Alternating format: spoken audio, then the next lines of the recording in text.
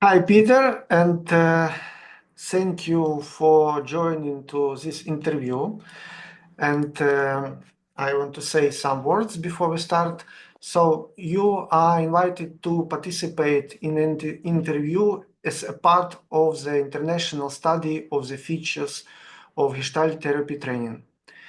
The study is conducted by the Gestalt Research Association, and my name is Alexey Vinogradov. I'm the founder of the Gestalt Research Association and the leader of the team conducting this study. The interview will be recorded, and recording will be made publicly available on the YouTube channel of the Gestalt Research Association. And detailed information about the study can be found in the description of this video. So today I will ask you some questions as a teacher, as a trainer of Gestalt therapy, and we will have maybe some discussion, but I will mostly ask you a question. Okay, so are you ready? Is it okay? Everything which I said? Thank you. Um, so could you tell us about yourself and how did you become a Gestalt therapist and how did you become a trainer of the institute or institutes?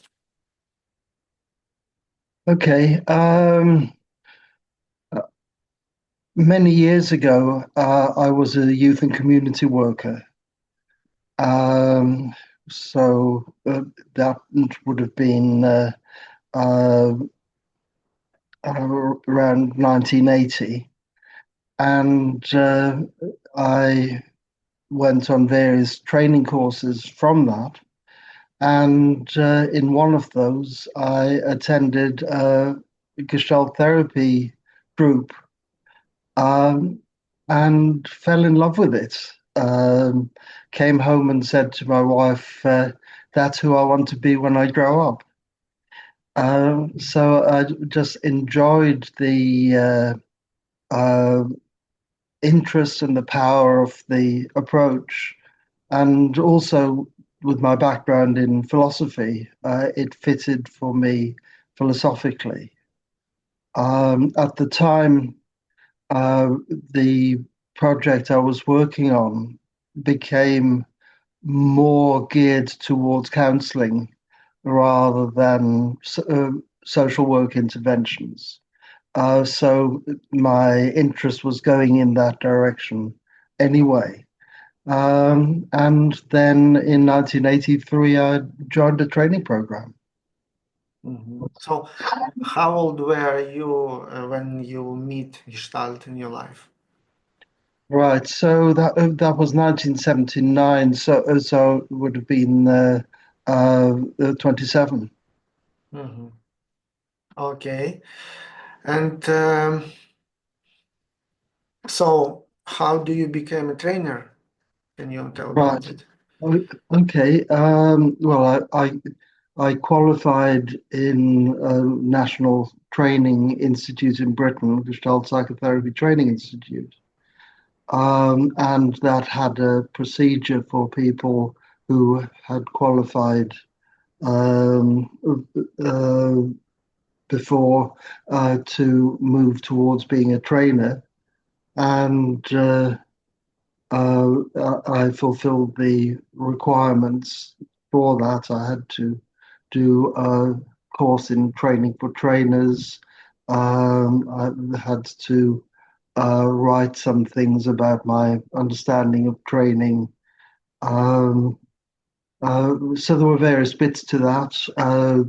I had to present a training workshop under supervision and get the feedback from the supervisor. And in 1990, I was accredited as a trainer within the institute. So that was the process. I was interested in training. My interest was always primarily in therapy, but I was also interested in training and had a background in that. My mother was a teacher, Mm.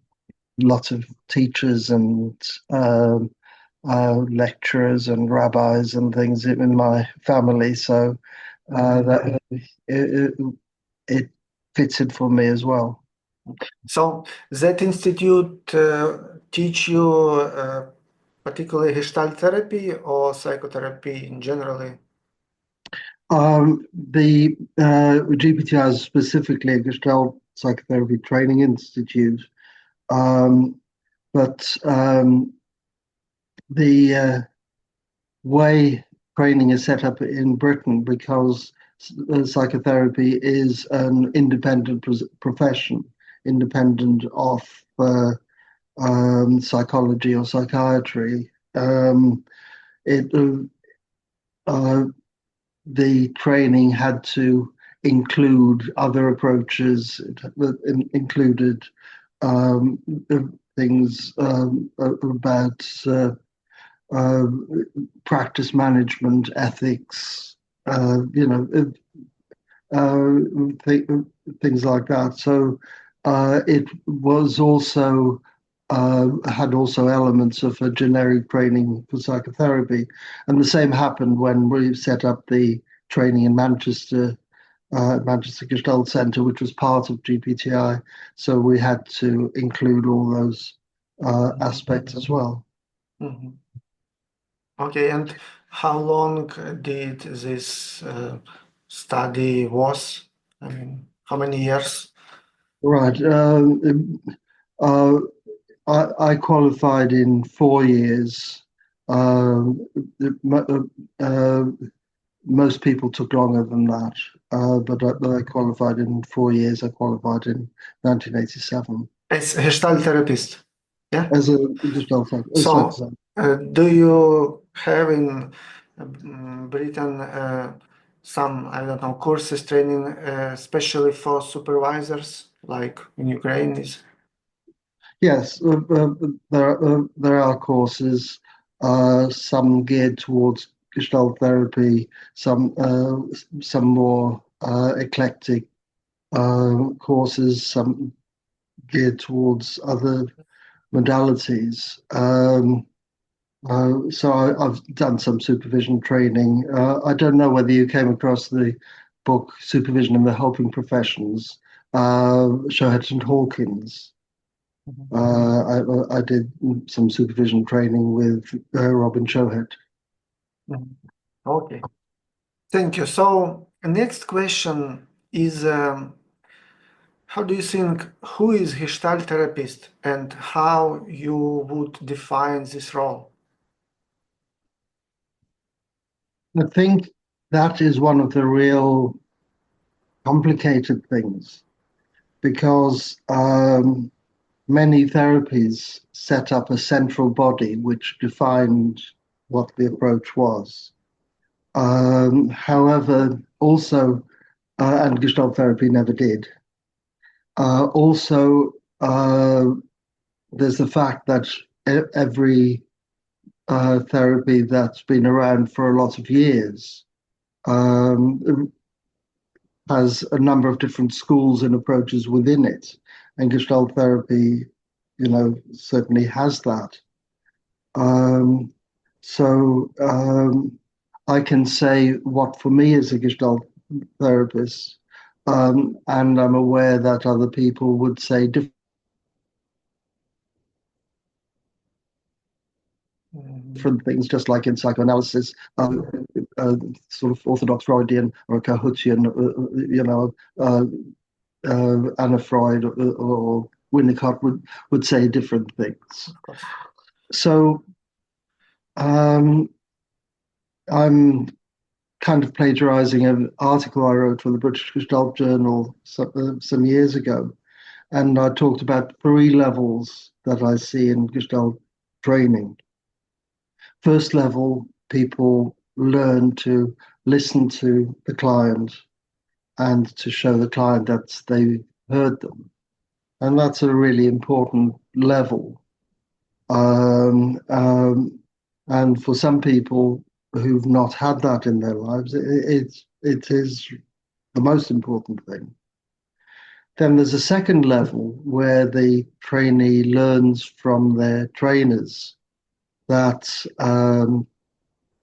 they're supposed to be paying attention to their own experience. Now, they don't know why they're doing that at that stage, but the trainer tells them to do that, so that's what they do. So at this stage, they're talking about, now I have an itch in my leg or whatever, and it doesn't really go anywhere, and often the therapy actually gets less useful at that moment. But it allows movement to the third level.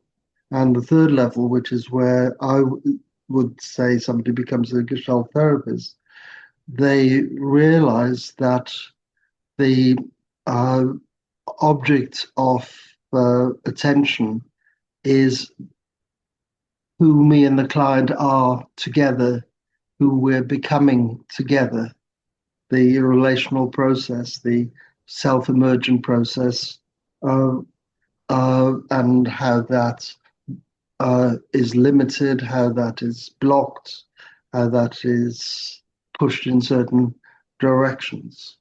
And at that stage, both the listening to the client and paying attention to yourself become information about that third level, so that suddenly they're grounded, they have a reason, and it's that third level that I would call being a Gestalt therapist.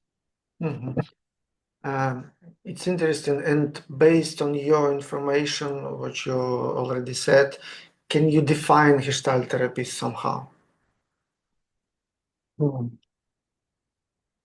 Um,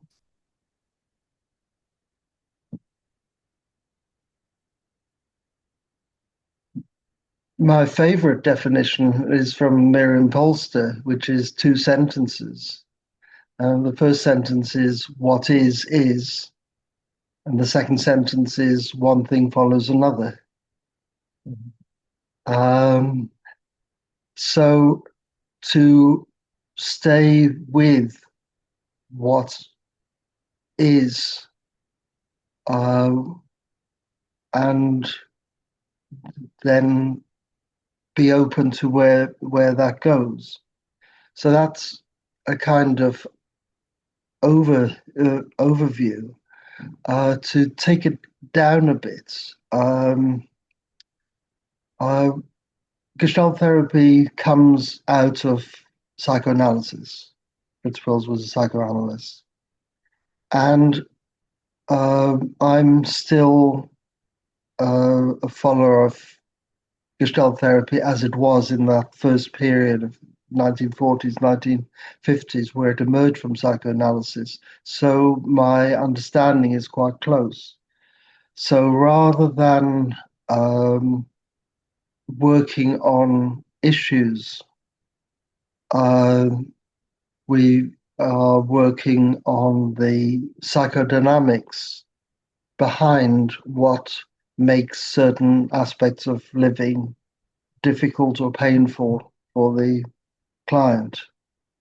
Um, the difference being that in classical psychoanalysis, the psychodynamics are intrapsychic, are internal. In Gestalt therapy, they're relational psychodynamics. The field of relationship is what we're exploring. Um, and by staying with that and experimenting with the edges of that, then new possibilities become open. Um, but the position of the therapist is not as a mirror or as some kind of sort of observer or a tuner, but an active participant to explore our becoming together. Very much that based on Buber, who was very important to Poles. And I'm interested, is it unique position, especially for Gestalt therapy, psychotherapy, or another approach also like work with relationship, with field? because if we speaking about definition, we need to take something unique which we can define from another psychotherapist. Well, again, we get back to the difficulty that different people would define different Yeah, things yeah, as unique. That I think this particular understanding of self-emergence that um, uh, Paul said in a lecture in 1957, you can look for the self, but you won't find it. But if there was no other, self would have no meaning. So you're always exploring not self, but self other co configuration. So I am myself in relation to what I am now making other. And that, it seems to me, is unique. That there are other fields approaches which mostly turn into some kind of social constructivism.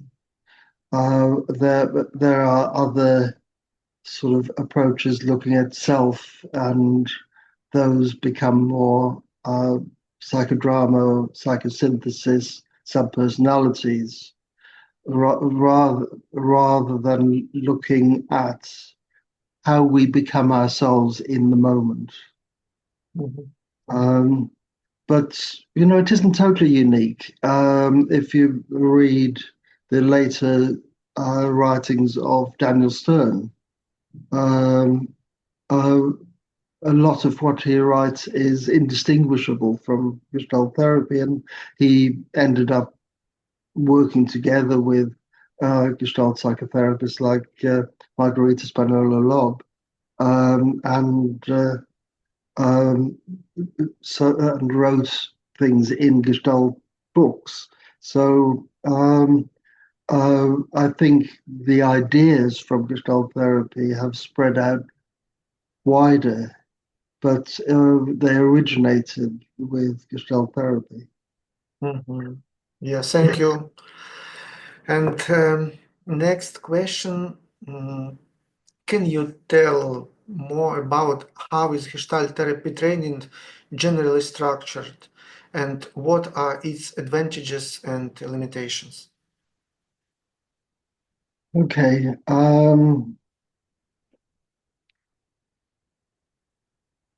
Well, it's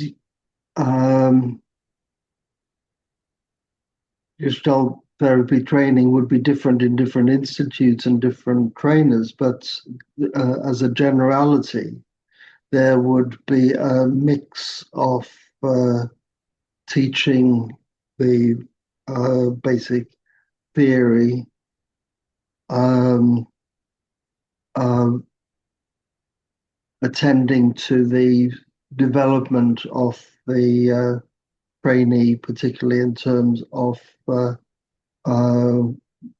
awareness, contact, um, because an implication of this understanding is that the client will only be able to develop and explore in areas that the therapist is able and willing to go into.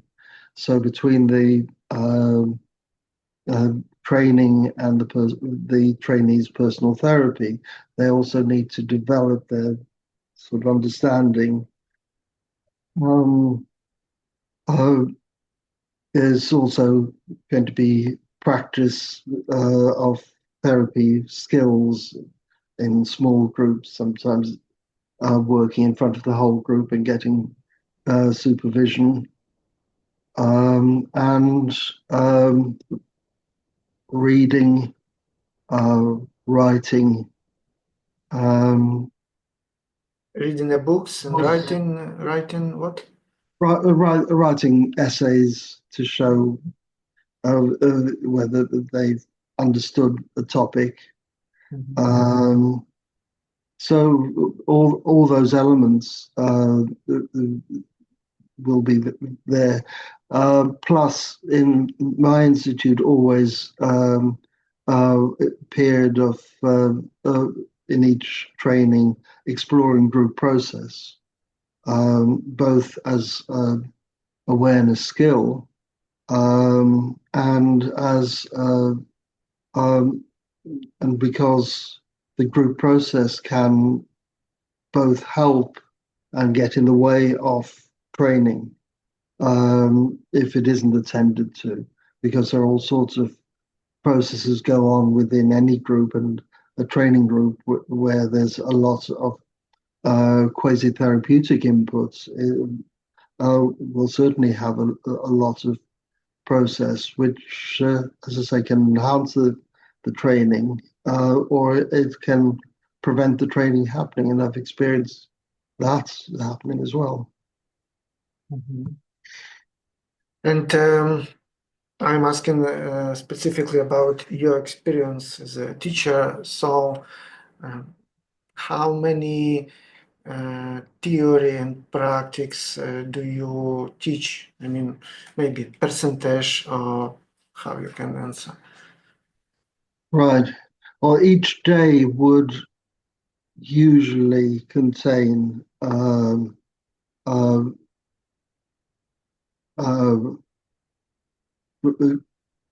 fairly equal um, group process theory um, uh, and uh, and practice, whether it is demonstrations by the trainer or or working in small groups. So those will be fairly equal each day. So we speaking about 3 days, yeah, in one part of. Well, I've taught in 2, 3 days, 5 day residentials. Mhm. Um, uh, I don't particularly like 2 day weekends because by the time you've said hello, taught some theory, and said goodbye, there isn't really a huge amount of time for anything else. I think 3 days gives a lot more possibility for people to develop. The important thing for me is that Gestalt therapy can't be introjected. Um, the training must be experiential. Um, Give people a sense of what the Gestalt orientation is and what it feels like, as well as what it thinks like. Because otherwise they don't become Gestalt therapists. They become some kind of much more cognitive thing, and I think there's a lot of that in some training schools as well. Um, that people actually don't have a sense of awareness. Um, that I see awareness as an energetically, emotionally oriented finding of a figure of interest in the present moment. Mostly, no, not mostly, but often what's taught as awareness is what um, Paul Sutherland and Goodman calls egotism, which is standing outside yourself, commenting, which is an interruption to contact rather than part of contact. So I'm aware that I am uh, moving my leg is egotism. Speaking as the moving leg is awareness. Saying I'm aware that I tend to keep silent is egotism. It's about personality function rather than self. Exploring the process of being silent and what it would mean to speak is awareness. Mhm. But that takes time. Uh, uh, and so that's why I prefer 3 days or more. Mhm. Okay, and who define it? How many days would be training? Like you, or it's policy of your institute? Well, the institute talks about hours of training. How you organize that would be different in different training centers. Um, so, when somewhere like Manchester wanted to become a training centre for GPTI, we had to present our training program, our training program, um, uh, to be checked by the Training Standards Committee to check that it fulfilled the requirements for hours, for uh, for what was being taught, how it was being Mhm. taught, Yeah. and if it fitted in uh, how we actually organized it. Mhm. So Um, you have requirements and free to choose in this group 2 days in this five. yes, Mhm. how to fulfill them. Yeah. Yes. Mhm. Thank you. And speaking about institute, why did you choose your particular institute, Manchester Gestalt Institute, and what are specific features of training in your institute, and what makes it unique? What values do it promote? Okay. Uh, I, I was one of the founders of Manchester Gestalt Centre, and um, uh, it, it, it was set up as a therapy centre, um, and built, but it's flexible. So we built on the training when we were ready, when we had the trainers to do that. Um, so, so that's where I was. Um, uh, I think the question would apply more to GPTI, which is that GPTI is where I trained and qualified. Um, So I've always been, been a member, student, then graduate, then trainer of GPTI. And in that way, I've been quite conservative. I've stayed with my home institute. Although you could also say that I contributed towards the development. So it's I was an active voice um, uh, in how the institute it is now running and how it was formed. And I was the first graduate, so I was in really very early. Uh, Foundation. I've been on the executive and I've been chair of the Training Standards Committee. Um, uh, so um, it, it wasn't just an acceptance of what is. I was part of the molding of it. Mhm.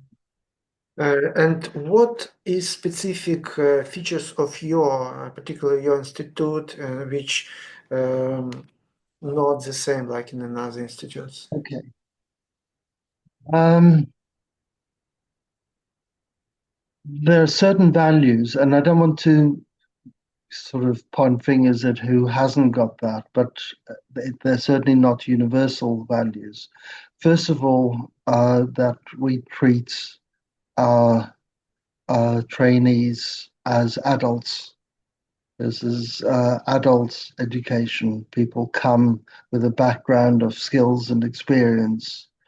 Um, and we don't treat them as fragile.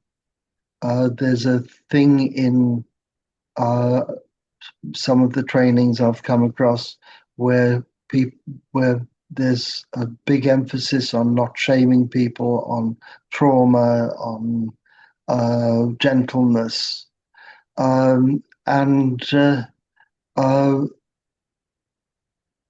students learn from that they're fragile, and of course, people have sometimes been through really difficult times, but the fragile ones don't survive to become to become therapists. Um, so they bring their shame, they bring their anxieties, and we have to work with those, but we work with those on the basis of these people being survivors rather than victims. And there's a very important part of that, which is that in Britain we have a real problem uh, with trainings closing down because people don't put themselves forward as trainers. Not because there aren't people who come forward to train. We've always been able to get a training group together here, um, but that if you qualify on the basis of a training that sees people as fragile and needing to be treated gently and not challenged, then that's not a basis on which people can say, yes, I'll put myself forward as a trainer and to run a training program. So there's So, am I get right that it's people don't want to be a trainer in people are Britain? scared of being a trainer. Uh-huh, scared. If they want to, they haven't been supported to develop the kind of muscles to deal Mhm. with life robustly. You know, the sort of thing that Ukrainians could, I think, teach Yeah. very well. We have no problem with people who want to be trainers. That's right. Well, absolutely. Uh, Hmm. so, um, uh, so that's that value. There's an adherence to the basic early writings. So it, it's it's quite sort of um, foundational Gestalt therapy that we teach, rather than some of the newer approaches. Um, um, but another value which fits with this adult theme is that we support um, uh, dialogue, argument, conflicts in the group between group members and between group members and the trainers. We support expression of difference. Um, so that's a very strong value, which again is not universal. Yeah, I see. And how many training programs in your institute, or how many students, I don't know, generally or per year, Mm. if you know this information? Yes. Well, um, it's a very specific thing in Manchester because Manchester is not a large city. We're primarily a therapy centre with a training program. So we take in an intake of maybe 10 people, um, uh, work through with them, then maybe in 2, 3 years take in another program. So the way it works is that we have an, a course that runs every year, 1 year course um, on foundations of Gestalt therapy, and that is for people who are interested for various reasons. Often, people who are working in the field have training in another therapy. Um, People with various pastoral cares, and uh, if people want to do the full professional training, and we assess that they are able to do that, they can then go on and take that as a first year of the professional training. and other people just take that as a standalone course. So we have introductions, the weekend introductions, the foundation training, which is a year, and then the full training. But at any one stage, we only have about 10, 12 people training. Uh, and that works well for us. If we took in more people, it would overload our small institute. And also, it would make it more difficult for people who qualify from the institute to find work. So, Mhm, mhm. okay, Okay, thank you. only quite small. Mhm, mhm. Next question about your students. How do you think? What difficulties do your students most often face during their training, and how do you support them in overcoming these challenges? Um, And I'm sorry, now we're speaking not just about your students in your institute, but I know that you lead in different programs with different students, different countries. So, generally about your experience. yeah. Um, I think the difficulties can arise in any of those elements that I talked about earlier. So, some people will not be used to thinking theoretically in that sort of way. The Gestalt theory is quite complicated, and we don't teach it in a simplified way. Um, so some people have difficulty with that and with reading and writing in that way if that's not been their background. Some people find the um, uh, experiential side of it very challenging. It faces them with their own limitations in terms of contact and awareness. Um, uh, and they have uh, um, uh, difficulty developing that. Um, so that's the second one. Third one is a group process that some people find it very challenging to be in an ongoing group like that.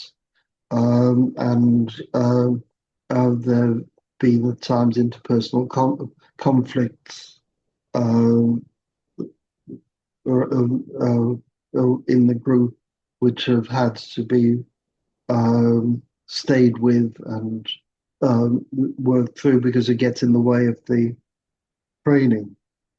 Um, Plus, we we take in people who are already working in the field, so people have jobs, have families. Uh, uh, People find sometimes difficulty making the time available to do things, finding the money uh, for the training. So the practicalities are sometimes difficult for people. And we support them as best we can. There's a system within GPTI that everybody has a training consultant who people can go to as a kind of tutor, and who keeps track of people's uh, development, and can flag difficulties people are having at an extreme. Sometimes people need to take time out and come back, do their own personal therapy, come back, find more money, come back. So um, uh, we want to be as flexible as we can, but certain things, people actually have to find a way of dealing with our support. Mhm, mhm. We, um, when we take people on, we want a sense that people are going to be able to deal with the demands of training, that people don't have major things that are going to make training difficult for them, or that they'll make training difficult for other people. So, and we are quite choosy who we take into the training. And a difficulty some institutes have is that they are sometimes quite desperately looking for trainees, and they take in people who actually um,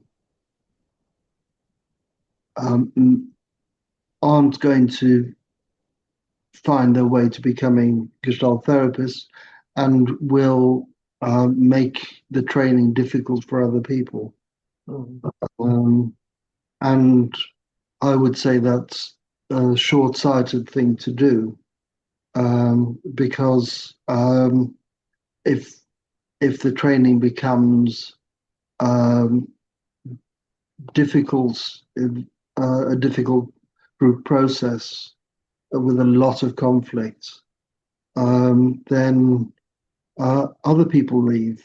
So you end up having more people leaving, and you end up with complaints, and you end up with all sorts of um, difficulties. So we're quite one of the advantages of being a small program is we can be very choosy who we take in.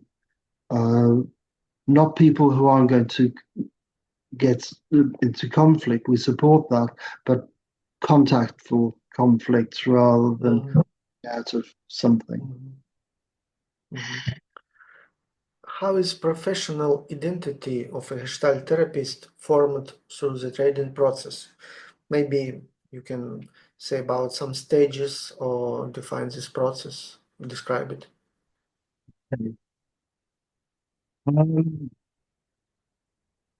I I think that's a very interesting thing in Gestalt therapy, because um, at one level, of course, we're professionals and have to be able to run our practice. We have to be ethical.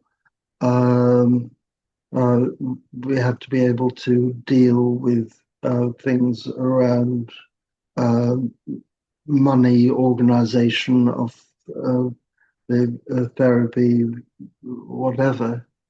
And yet, when you're actually in the therapeutic situation, you're with uh, you're exploring a relationship between two people. So uh, that's quite a difficult thing to put across to people. So either people are are are, are just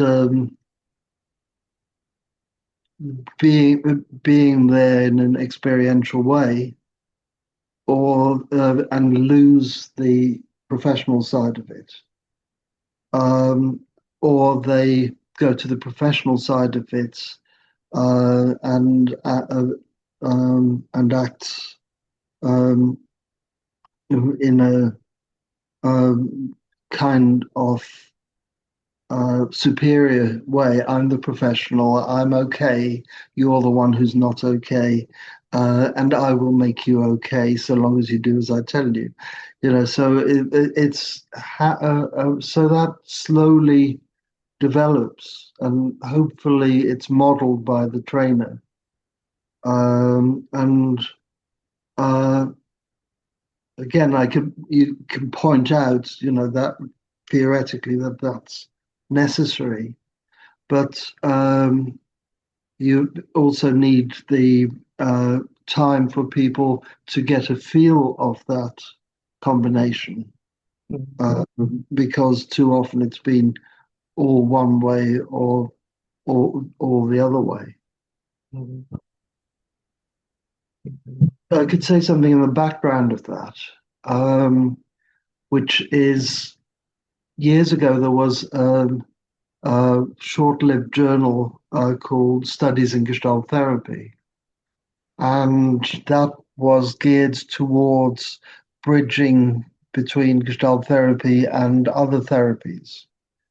Um, and in one issue, um, a group of people from outside Gestalt therapy asked questions of a panel of Gestalt therapists, and I was on the panel. And the most interesting question was from Daniel Stern, as we'd expect. And he asked, if we're exploring a relationship between two people, what makes the difference between therapist and client? And my answer, first of all, said, what a wonderful question that was. And my answer is that the difference is entirely about ethics. And what I mean by that is that uh, the therapist doesn't go into the session wanting something or to get something from them for themselves, whereas of course the client does. Um, so if the therapist can go in without having an agenda for what they want to get for themselves, then their human response will be just in relation to this field, including what the client needs or wants. So that um, ethical requirement has the obvious things about not going in wanting to have sex or whatever, but also not going in order to get the client to trust them, not going in order to get the client to like them, or to think what a good therapist they are. Mhm. Uh, and that's far more complicated, and that's developing that ability to just be there and let it go where it goes is a big part of the professional identity, as I understand it, of Gestalt therapists. Mhm. So actually, we come into an ethical questions, and my next question about it. What ethical questions arise most frequently during training? Um,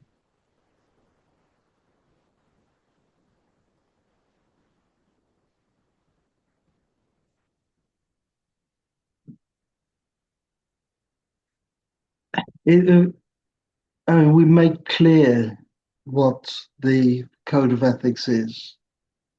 Uh, give people a chance to ask to discuss it, but we were clear from the beginning that if you go into this, that the ethics are non-negotiable. Um, but uh, it's also complicated because sometimes the um, ethical requirements conflict with each other in specific cases. So requirements um, uh, about support for the uh, client and uh, about the client's autonomy. So how much are we protective of the client, and how much uh, do we make the value the client's autonomy? Um, uh, uh, how to deal with your own feelings, because clients can instill very strong feelings in the therapist, and how to be with that. And most people get it. Some people don't, and we've had to exclude some people from the training because they breached uh, ethics. Um, so uh,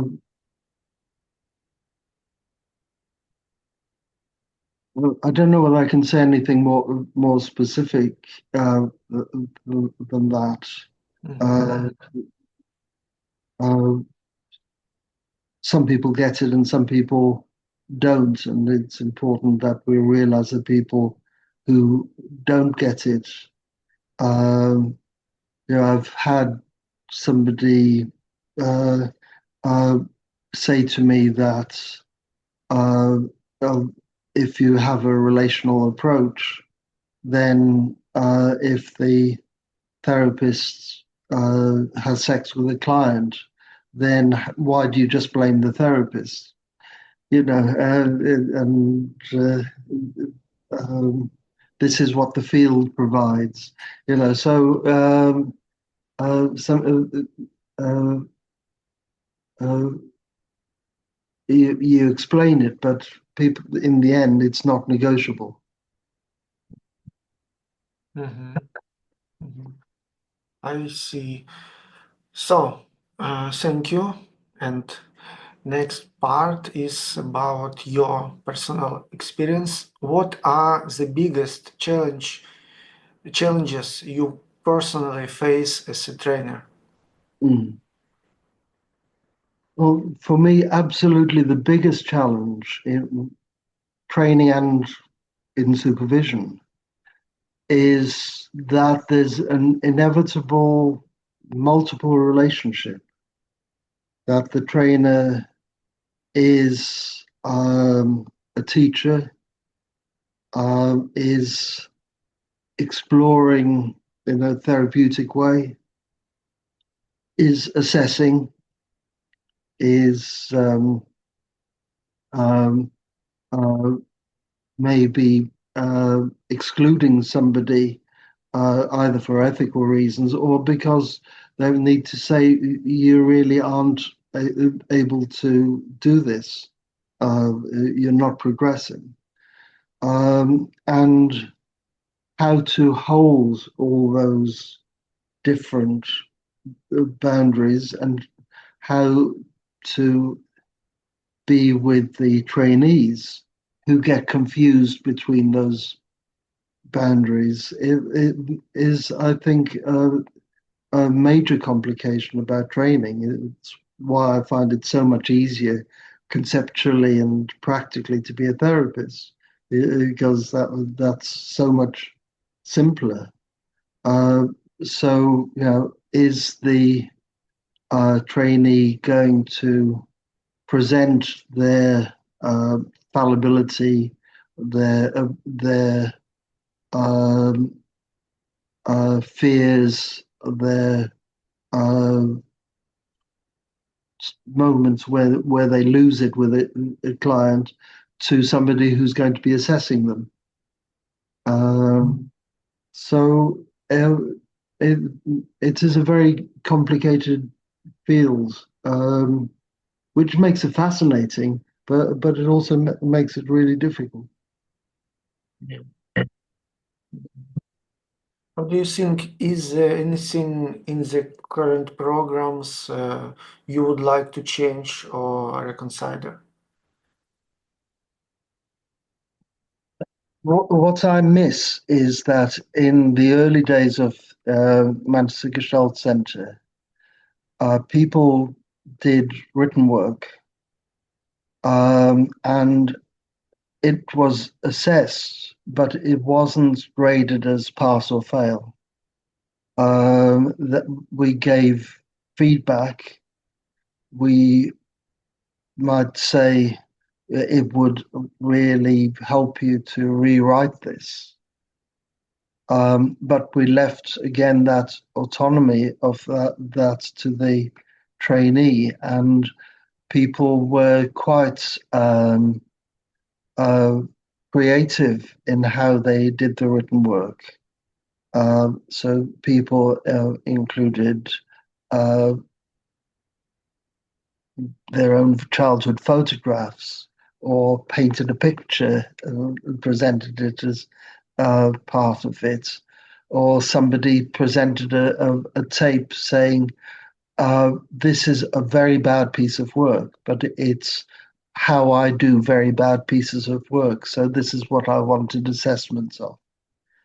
Um, and later it was decided that um, you had to actually give an assessment of pass or fail for each piece of work. And I miss those previous ways of doing it because I think it can be just as rigorous, and will still not sort of qualify people if they're not ready for it. But people are far more willing to show themselves if they aren't going to be seen as a pass or a failure in doing it. So that's something that I regret, and I sort of tried to fight it for a long time, um, it, I lost that battle. Um, Does it mean that do you want to add this in current training programs? it, I think it would benefit people to have that. Yes, in current training programs. And the other thing, what I've already spoken about, that many trainings uh, uh, uh, seem to uh, treat the trainees as fragile children rather than robust adults. Um, and I don't like that.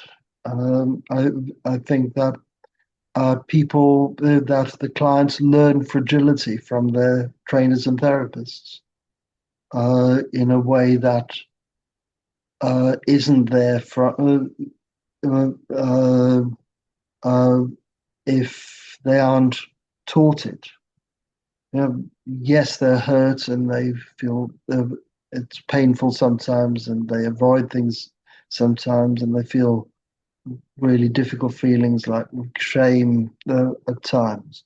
But if that is part of their experience, then for me, the Gestalt approach is that it will inevitably appear in the training or in the therapy, and we can explore it uh, in that. And the um, advantage in therapy is that the trainer is not there to shame the person or to hurt the person, but is willing for the shame to or the fear to come out in the process if it's there. And I think um, in some training programs that gets lost, and um, I don't think it's manipulative, but I think it is behaviorally reinforced that if the clients are or trainees are treated as fragile, then the therapists can feel themselves as very strong and uh, paternal or maternal in relation to those people, and they can lose a sense of their own fragility. Uh, and I'm a great believer in a therapist being able to say to a client, I don't know what to do. I, I don't understand. If that's the truth. Uh, but in if you are in that kind of parental role in your head, then it becomes much more difficult to say that. Um, uh, uh, there's a fit to this with Ukraine that when the war started, there were lots of Western therapists and trainers wanting to support Ukrainians, but mainly as victims. And I was saying, do you see what's happening? People are fighting. Can you support people as fighters rather than as victims? Or do you need people to be poor victims with who you can feel superior to? And yeah, I really disliked some of how the support was offered. And it's a similar thing. Maybe not so similar as for me. Thank you. I was touched by your comment. Uh, and I have another questions mostly. Um, uh, how do you see the development of Gestalt therapy in the near future as a psychotherapy? I mean. Um, what excites me is that there has been a rediscovery of this early understanding of Gestalt therapy and theory of self, um, uh, and uh, which to some extent had been lost uh, earlier. So I'm really excited what my colleagues, people like Gianni Franceschetti and Jan Rubal, and Dan Bloom, are doing to extend the exploration of that. Um, uh, but Gestalt therapy will continue to be a number of different therapies um, under the same title, just like psychoanalysis and transactional analysis um, um, is. So it's not unique. What I do hope is that there will be more openness to teaching trainees uh, how to understand the differences between the different schools. So in psychoanalysis, any psychoanalytic trainee will have some understanding of the difference theoretically and practically of taking a classical Freudian approach or Reichian or Kohutian or Winnicottian or Anna Freud or whatever approach. Whereas in Gestalt therapy, um, that kind of theoretical discussion was kind of not allowed. And so um, people in the past, at least, haven't learned anything outside what their own institute teaches and haven't learned how to critique uh, and assimilate different ways of approaching and find their own approach within that.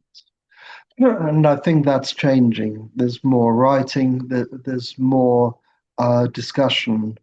Uh, a group of us set up this thing, IGFES, um, during the pandemic as a study group on field emergent uh, self and therapy. And it's got about 250 members. It was more successful than we dreamed it would be. So there is certainly an interest in that approach, which there wasn't before. The other thing which links to that is that Fritz Perls was a psychoanalyst. Sorry, no, he was a psychiatrist.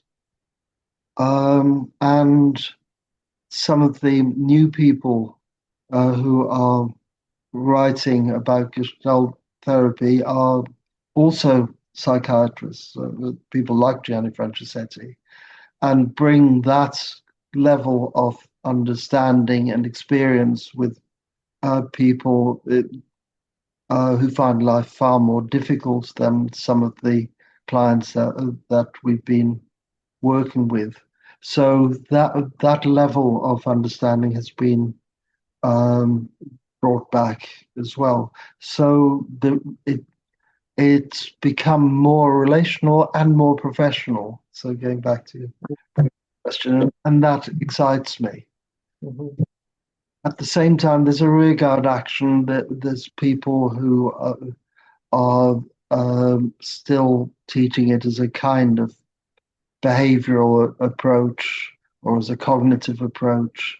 Um, and um, so I think that sort of difference will continue. I don't see any way that changes, but hopefully, people who have trained in the various different approaches are more able to meet with each other and learn about what each other has learned.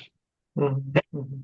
And how can you name your own and your school approach? Well, field emergent self and therapy. It, it's a very specific approach because um, normally there's a sense that there's this objective person, the therapist, and this objective person, the client, who comes in, tells you their problem. You have your way of being with them, and something changes or it doesn't change.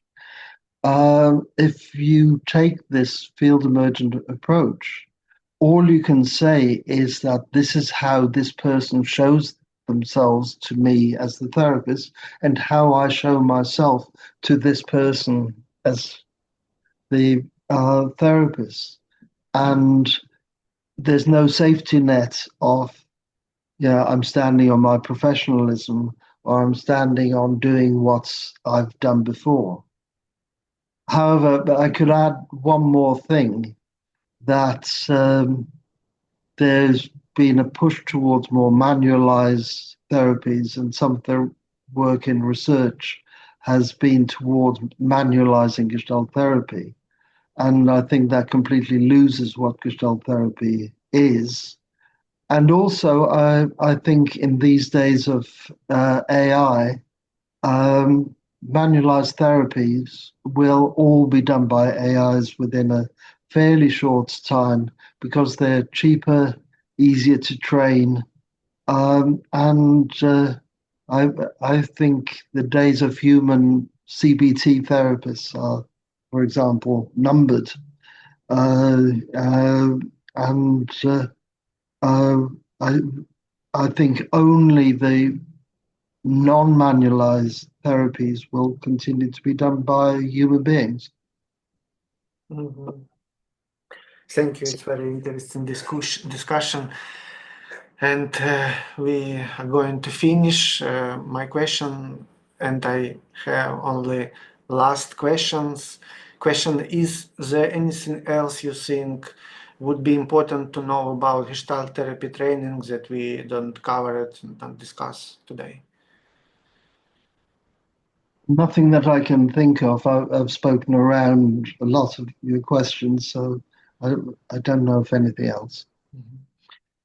Okay, so thank you for your time. It was very interesting and It's enriching interesting for me. for me. Yes. And I will put this recording on YouTube channel, and if you want, you can see, or another people, students can see it.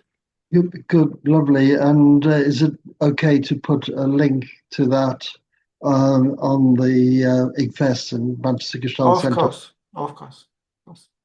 Good, Thank you. lovely.